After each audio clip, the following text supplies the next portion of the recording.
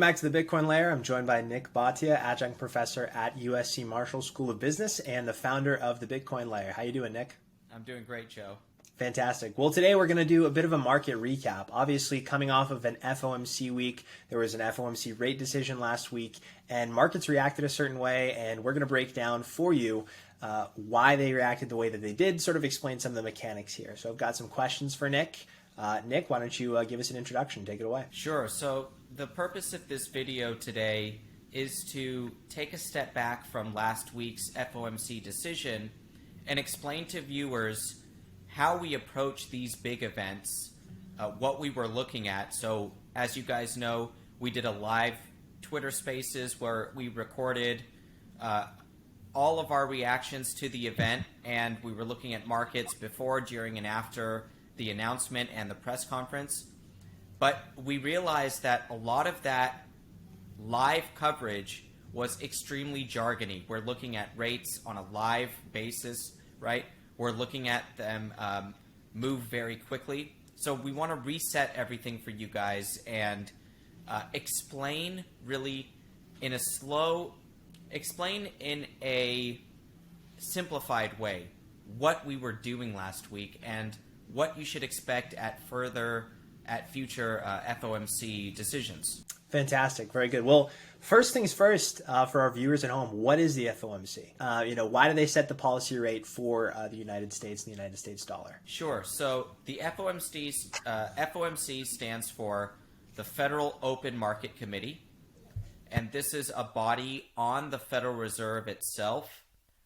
And this FOMC, this committee, they are charged with setting the Fed funds rate, which is considered the interbank lending rate in the United States. Now, the FOMC sets the Fed funds rate, and the Fed funds rate is supposed to transmit an interest rate throughout the rest of the economy. And that includes treasury yields in the front end. It also includes corporate borrowing, and it also includes retail borrowing, believe it or not. So the Federal Reserve's interest rate, which is we call Fed funds, is the mechanism that the Fed uses to transmit an interest rate of its desire to the rest of the economy. Now, why does the Fed lower and increase this interest rate? It's because of something called cyclicality. So the Fed is charged with supporting the unemployment rate, meaning a low unemployment rate, as well as the Fed is charged with keeping price stability. This means making sure that inflation is not running out of control. So in a business cycle, we can see unemployment rise when the economy is doing poorly. When the economy is doing poorly, usually inflation is also low. So when this happens, the Fed lowers its interest rate in order to juice the economy. And so why does this happen? When the Fed lowers an interest rate, or when it lowers its policy rate, it is supposed to spur more borrowing. Because if your rate is lower tomorrow than it was today, tomorrow you'll be more likely to borrow than you were today. And if you're more likely to borrow, that means you're more likely to spend. This should drive demand and boost the economy. Vice versa, if inflation is running too hot, the Fed will try to slow down the economy and slow down inflation. And it does that by raising interest rates. And if it raises interest rates, that means that you'll be less willing to borrow tomorrow than you were today because of that higher cost. And that higher cost of borrowing should slow demand and slow inflation. So that's the basics of the Fed policy rate and really of central banking in general. A central bank is charged with lowering interest rates when the economy is slow and raising interest rates when the economy is too hot, which results in higher inflation. So that's kind of the 101. What we have right now is a much more unique situation than the basic 101 of central banking, and I'm sure we'll get into that a little bit more today. Fantastic. That's great. A lot of times, and sort of what we're experiencing right now is the Fed ends up leaving rates locked way too close to the zero bound for a little bit too long, perhaps. And because CPI inflation is lagging, a policy change doesn't really take place. And so you have extremely easy money at a time, like this, when the economy is doing extremely well earlier this year, later last year, and then you end up seeing inflation close to double digits as a function of that. The Fed's sort of easing for way too long and then tightening aggressively very quickly afterwards, and then potentially throwing us into a bust and sort of creating that boom and bust business cycle. I want to ask you about the 1970s. So obviously in the 1970s, we had extremely rampant inflation, right? So what's with this 1970s comparison to now? What did the economic reality of the time during the 1970s, with inflation and everything else, how does that sort of transpose today? What can we take from that in order to see what's going to happen today? Yes, so the 1970s is being compared to today because of this pace of inflation. And we have to think about what Jerome Powell, the Fed chair, is doing in response to some of the fears that we're repeating a 1970s style inflation. So the Fed chair at the time in the 70s, his name was Paul Volcker, and he raised rates so quickly that it crushed the economy. And the reason he did this was because inflation was in the double digits. Now, the reason why risk markets are having such a tough time right now is that there is a fear we are repeating the 1970s style inflation. And if we're repeating that style of inflation, we might see the Fed raise interest rates, let's say, to 10%. Now, we at the Bitcoin layer don't believe this to be the case, and we'll explain why in a second. But it is very important to remember the 70s style inflation and monetary policy response when thinking about what's going on right now, because we are at a 40-year high in inflation. So there is no other comparison to right now other than what happened during the 70s. So why do we think that it's different than the 70s? So if you think about what happened in the last decade with U.S. monetary policy, we had stubbornly slow inflation coming off of the 2008 financial crisis, and this stubbornly low inflation got the Fed to basically keep rates at zero, as well as do an enormous amount of quantitative easing, which means creating bank reserves to the tune of many trillions of dollars. This QE, this money printing or money creation, didn't get inflation off of this 2 to 3% level. But when we look at what happened in the pandemic, we had a similar style of monetary policy response, take rates down to zero and create money, do quantitative easing. But for some reason, this bout of policy response led to or preceded this 9% inflation that we got to over the summer. Now, what we believe the difference was the pandemic and the shutdown of global supply chains. This created extremely tight supply all across the economy, really from goods to services. And this tightening of supply, we believe, was the main driver of inflation, not explicitly the quantitative easing that the Fed did. Now, it's not only one thing or the other. We're not saying that the pandemic and the shutdown was the only thing causing the inflation. The inflation comes from a behavioral impulse as well. So when the U.S. government gives stimulus to its people by way of direct payments, while at the same time the Fed purchases treasuries to drive down interest rates and drives interest rates down to zero on its policy rate, which is supposed to spur borrowing. All of this basically lit a fire under inflation. But it's our analysis that the inflation, the trigger for it, was this shutdown of the global supply chain, and it happened to be at the same time as all this QE and led to the inflation that we're seeing. So the difference is the demand side inflation versus supply side inflation, right?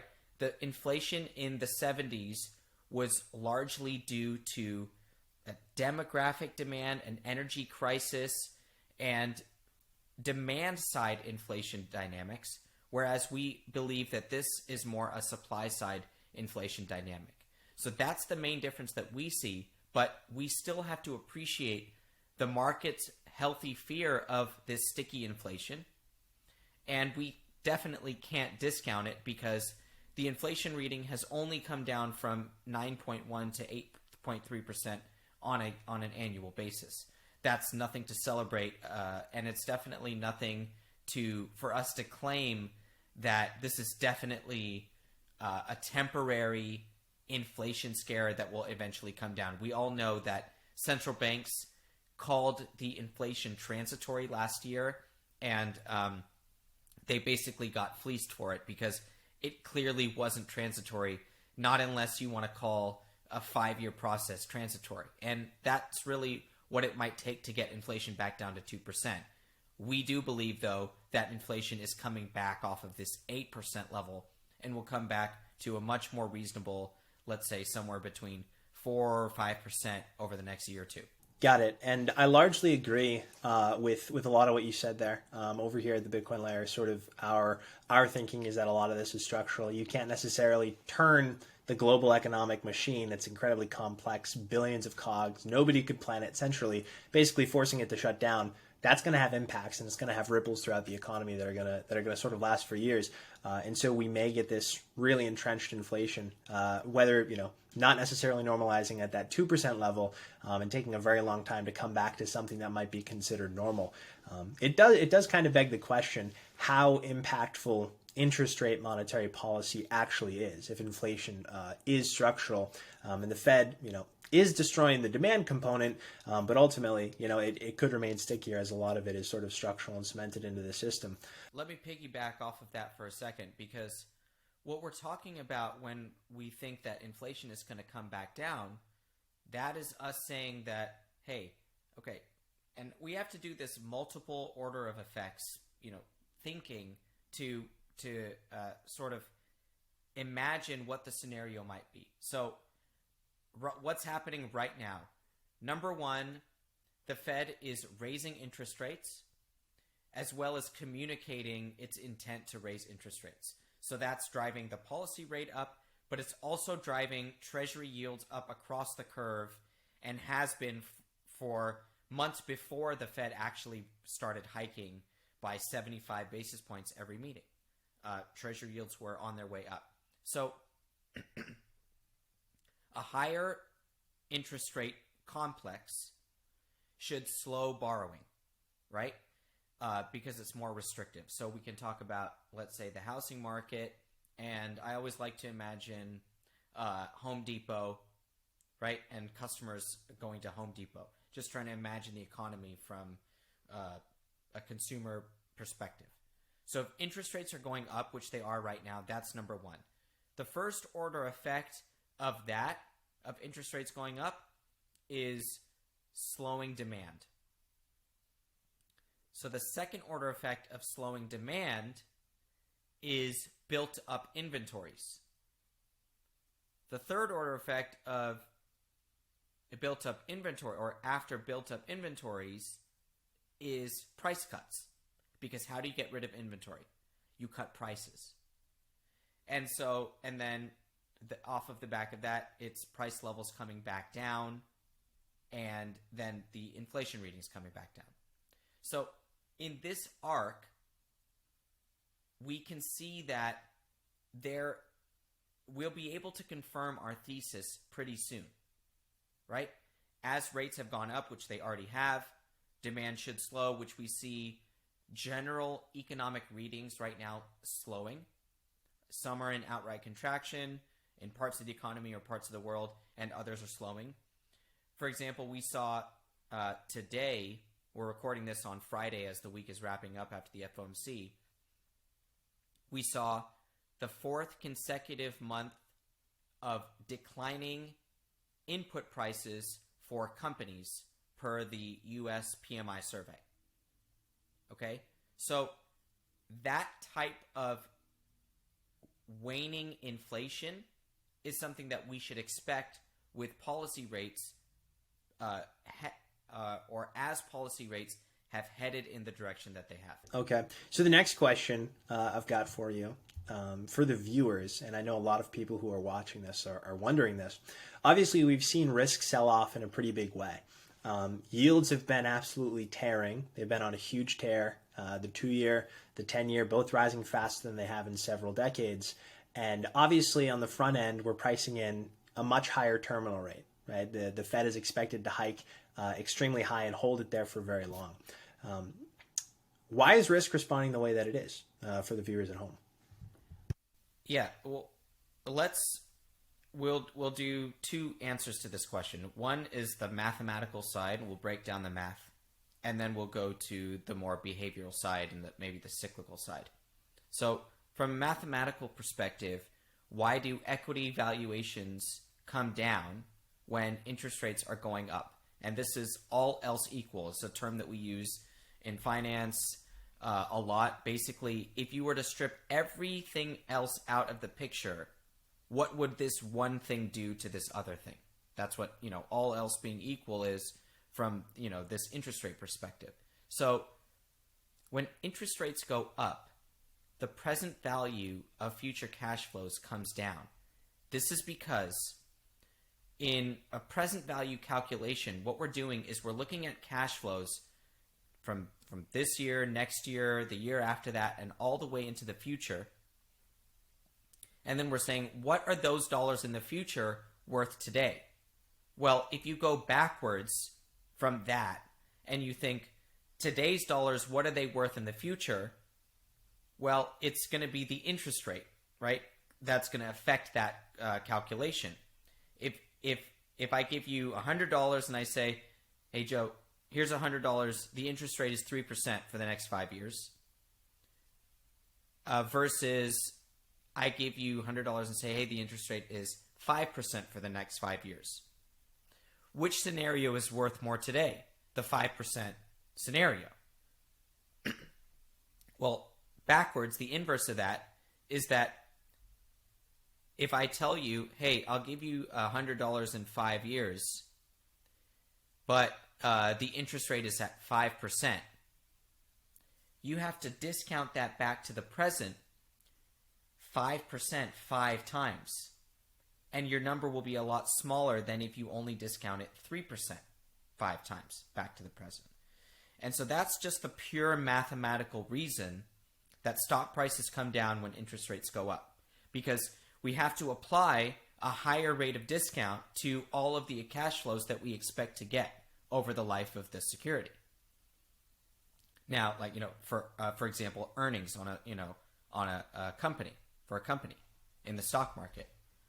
Well, for Bitcoin shows high correlation with the stock market because it's a risk asset and behaves as a risk asset. So it does respond when risk assets like stocks come down. Bitcoin comes down in sympathy because it's owned by the allocators, the same allocators that are allocating towards risk. But from a mathematical side, on the Bitcoin side as well, when you increase the borrow, means you increase the interest rate that you have to pay in order to leverage a trade. And remember, a lot of asset management participants, they're not just using cash. They're using futures or other products where they employ leverage. And in order to employ leverage, you have to borrow money. And in order to have, borrow money, you have to pay an interest rate. So the higher the interest rate, the more punitive the borrow is. And the more punitive the borrow, the the more Bitcoin price has to go up just to make up for the amount of money you're paying to borrow money. So for all these reasons, higher interest rates are a detriment to risk assets, whether it's from a cash flow perspective or from a leverage perspective. But so that's one side of the equation. The other side is the cycle and general behavior. Right now, the Fed is tightening monetary policy by raising interest rates. When it raises interest rates, it's going to slow down the broader economy. When it slows down the broader economy, earnings should fall as demand slows, and it's harder for companies to make money. And for all these reasons, stocks go down. So that's why stocks are feeling the heat in this tightening period. It's because the math is, at the margin negative for these valuations, as well as the economy is in jeopardy. And these companies survive off of the economy. As well, Bitcoin might only be a commodity and not a company where it has a product. But if everyday Americans are buying Bitcoin with their salary, and tomorrow there'll be less people employed, there'll be less demand for Bitcoin, again, at the margin. And so that is just the basic, all else being equal answer for why do stocks struggle, or why are stocks struggling right now? Because we're in a tightening monetary policy situation. Outside of that, outside of the basics, we are in a very fragile macroeconomic environment right now. We have extremely high indebtedness. Rates have risen extremely quickly, putting really the world in jeopardy of a demand shock. And then we have this dynamic of the dollar, the US dollar versus a basket of global currencies is appreciating, and not just a little bit, but to the point where almost every other economy around the world is feeling some pressure from the strong dollar. The euro is collapsing right now to 20-year lows, and the Chinese yuan is entering a period of devaluation. Japanese yen is in some sort of currency crisis, which is affecting treasury yields as the Japanese are selling treasuries to potentially defend their currency. We are speculating about that a little bit, but we should be able to confirm some of that information either through sell-side broker-dealers or actual hard data coming up here in the last over the next few weeks or months. And then we also see other emerging market currencies face extreme pressure. This will make it harder for foreigners to pay dollar-denominated debt. This will lead to defaults. Defaults lead to job loss. They also lead to bank write-downs. Bank write-downs lead to layoffs in the financial sector. They also lead to forced selling of other assets. So you see how wide cast the problem set is for the global economy and global markets. Now, we at the Bitcoin Layer have been calling for not a crash in stocks or Bitcoin, as we feel like the worst of the inflation is behind us. Therefore, the worst of the monetary policy tightening is behind us. But that has yet to come to fruition. So we don't want to, reverse our thesis just because the Fed is being extremely hawkish in its rhetoric. We want to look at the cycle approach to investing, which is looking at how we are at end cycle, and how at end cycle the central bank usually goes from tightening to a period of pause or even to easing. So that's what we're looking for, and I hope that answers your question on why risk is struggling so much. It's a lot of reasons, really. It's fantastic. I think our viewers got a lot of it. Obviously, there's the fundamental reason from a company standpoint of higher discount rates. Yield soaring, obviously horrible for risk assets, and sort of the anticipation of lower valuation. And also behaviorally has market participants selling, and then as that ripple effect of more expensive money throughout the economy proliferates, then you sort of have the reverse wealth effect. People get laid off, they sell the things they don't necessarily need. Down goes the risk assets, and down goes Bitcoin, right? Even though it isn't a company, it doesn't have fundamentals. It's still treated as a luxury item by most of the people who are owning it, and therefore gets sold during these periods of economic contraction. So, sort of with the Fed tightening so aggressively right now, if we continue getting, there are two sort of scenarios here, right? We've seen peak inflation, we continue seeing disinflation, and you see a Fed pause sooner rather than later. There's another scenario where inflation is stickier than anticipated. Potentially, we get accelerating core inflation, and that would obviously see a hawkish Fed for much longer, which would be bad for risk assets, and sort of go a little bit away from our thesis, which is the former, and more so towards the latter scenario of more global fragility, higher default risk as these rates continue rising and staying there for longer. Entities are sort of being pushed to the brink in terms of their ability to service these debts.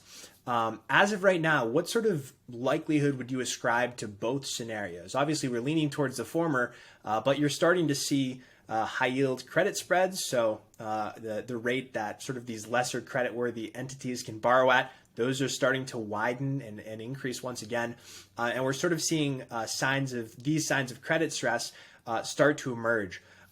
So through time, what are some of the things that you'll be looking for as an indication for when the Fed may end up pausing and reversing course? Right. So we have to think about the rhetoric out of the Fed in order to try to understand what they're going to do as we enter economic contraction. And right now their rhetoric is that they don't care about stocks and they don't really care about a recession either.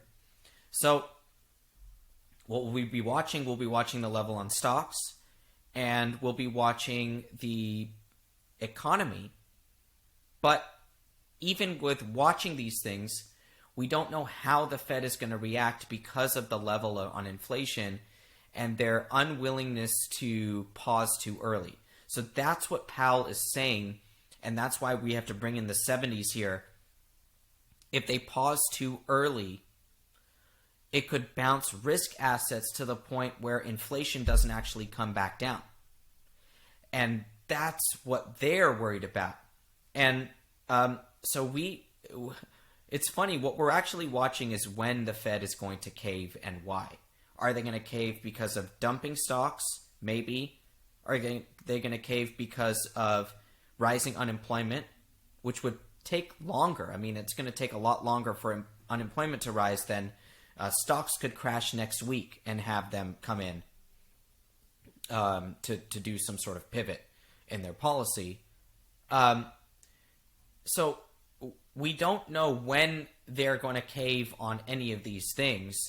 But even though we're pretty sure that the economy is going through a contraction or a really, really bad spot right now.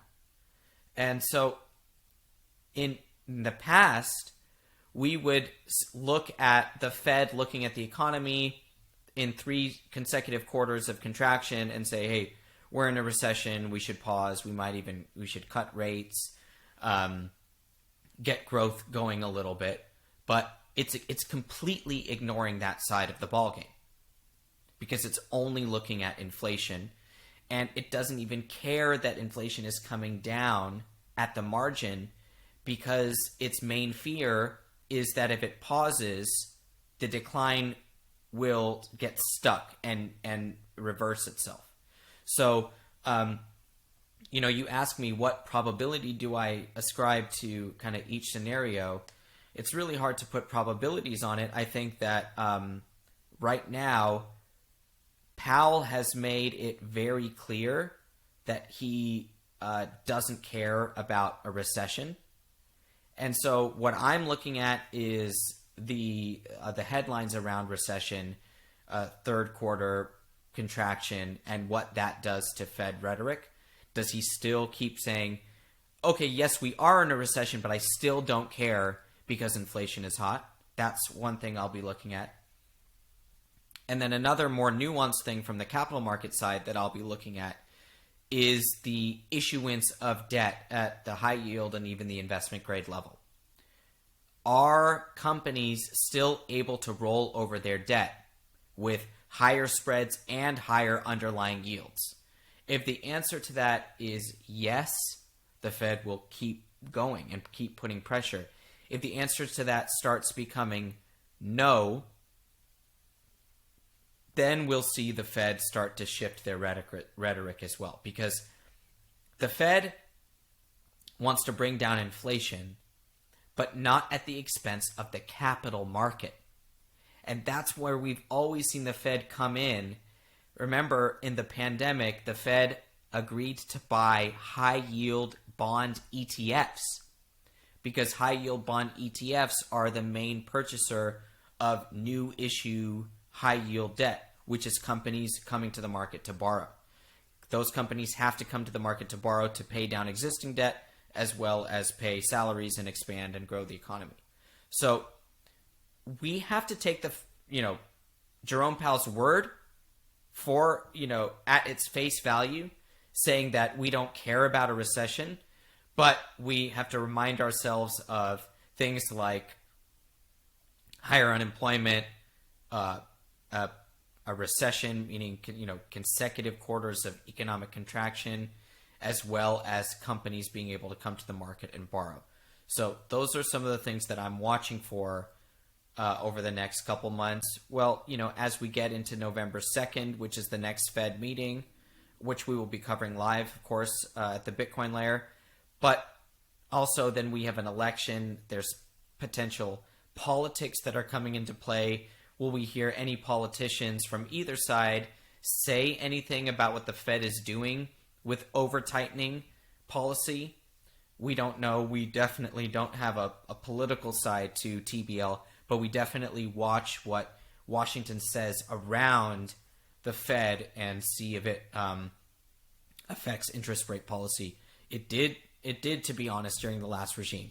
So, or let's say the last presidency. So let's see if the other side of the aisle has something to say as well this time, and if it will affect the Fed and its decisions.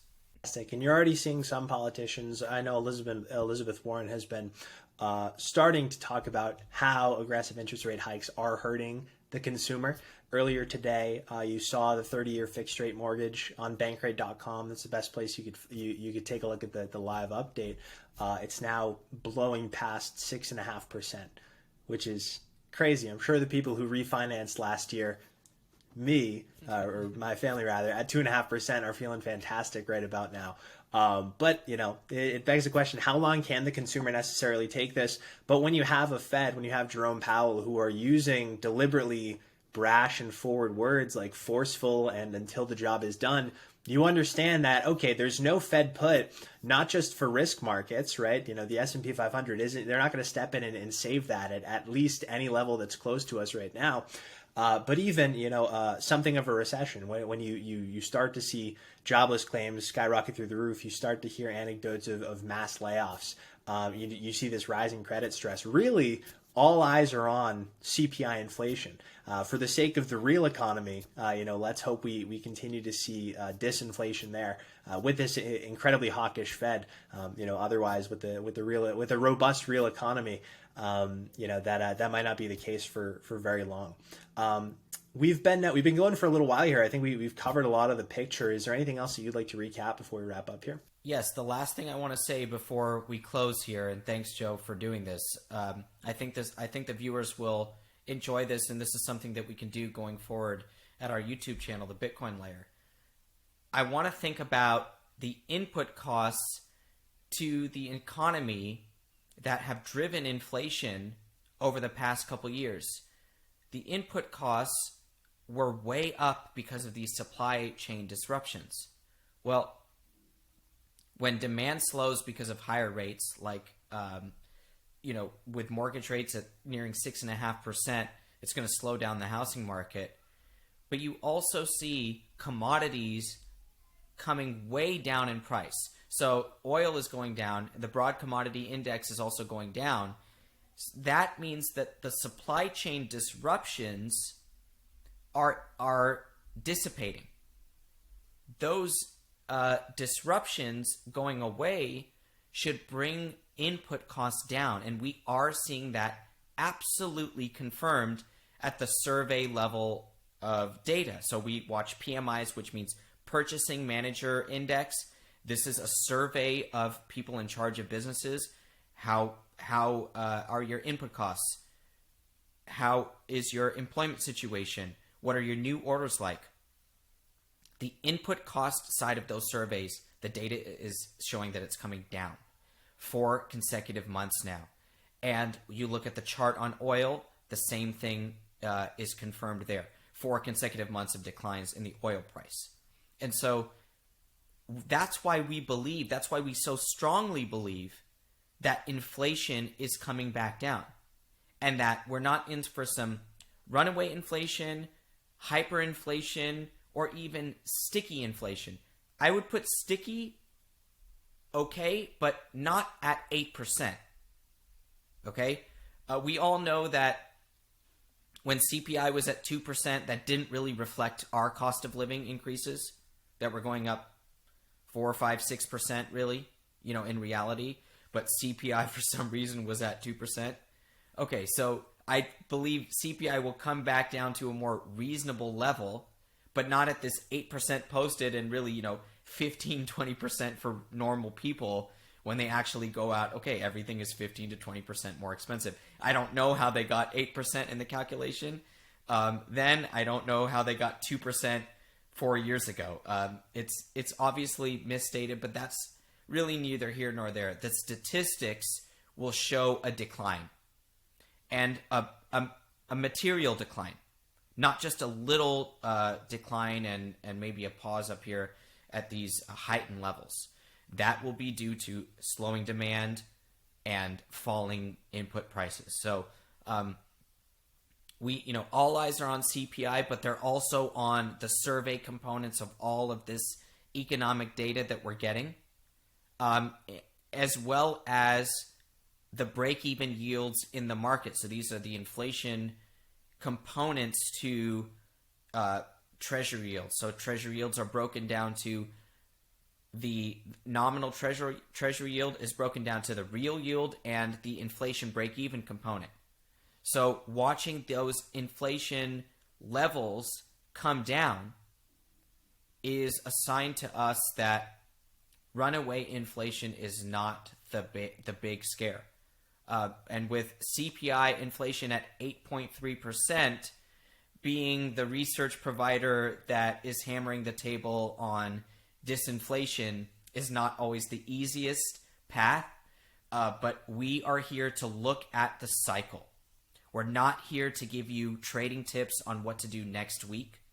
We're here to help you allocate assets appropriately given your situation and given the global macroeconomic backdrop.